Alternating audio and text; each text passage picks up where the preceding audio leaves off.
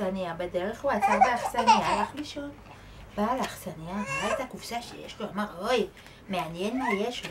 כשנחום נרדם, הוא נכנס בשקט לחדר שלו, והוציא את הקופסה, הוא פתח, וראה שם, וואו, איזה אבנים יקרות ונהדרות.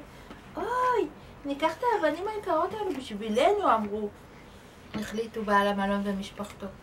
נמלא את הקופסה מלא עפר, וככה הוא לא ידע שגנבנו לו את המרגליות. הם לקחו את האבנים ומילאו לו לקופסה עפר. טוב, בבוקר קם נחום מוקדם. בכלל לא הרגיש שלקחו לו אותו. הייתה אבנים טובות. הוא הלך לקיסר, למלך, הוא הגיע אליו. שלום, אדוני המלך, היהודים שלחו לך מתנה. או, איזה יופי, בוא נראה מה יש בתוכה. פתחו. ומה הוא רואה המלך שבפנים? חול. חוצפה, אמר המלך, היהודים עושים ממני צחוק, חצופים.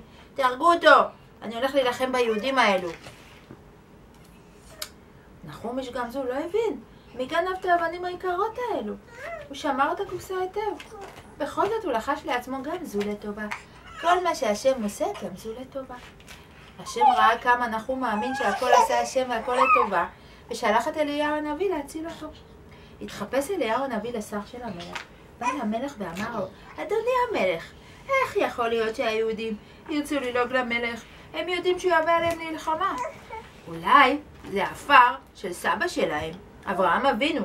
העפר שלו היה שולח בו מלחמה, זורק והיה נהפך לחצים.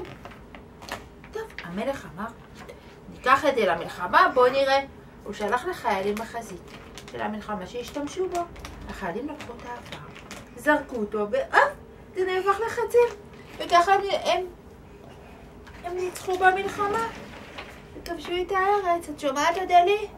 את שומעת את הסיפור, אדלי? תקשיבי! אדלי, תראי את החול. תראי, אדלי.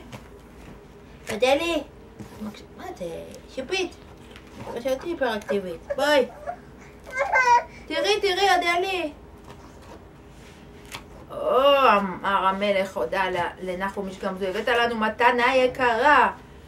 ציווה למלא לו את הקופסה יפה באבנים יקרות. כך, תן את זה ליהודים, על עפר הפלא ששלחו לי. הודה נחום להשם על הנס הגדול שעשה לו, ויצא לדרך חזרה לארץ ישראל, שהוא שמח. אדלי, את לא מקשיבה לסיפור. את רוצה להקשיב לסיפור, אדלי? מקשיבה. כן? שמעת הכל. בדרך עבר נחום ליד המלון שבו הוא ישן בדרכו לרומי. בעל המלון ומשפחתו התפלאו שראו את נחום. איפה היית? הייתי אצל המלך. מה יש לך בקופסה? שאל. נחום לא ידע שהם גנבו לו את מה שהיה. המלך ציווה למלא את הקופסה באבנים טובות במקום עפר הפלא שהבאתי לו, סיפר נחום בשמחה. נחום המשיך בדרכו. כל החצר שלנו מלאה עפר. בוא נמלא שקים ונביא את זה למלך.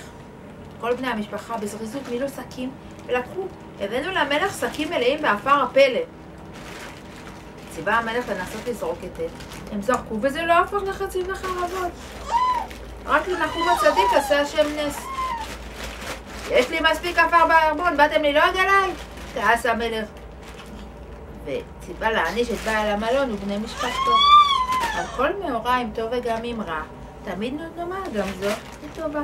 נאמין שגם אם קרה מקרה עצוב וכואב, השם עשה זאת ואותנו כואב. ודאי שהכל לטובה. וזה סוף הסיפור. אודליה, את הקשבת? שאת עשית בלגן עם רז.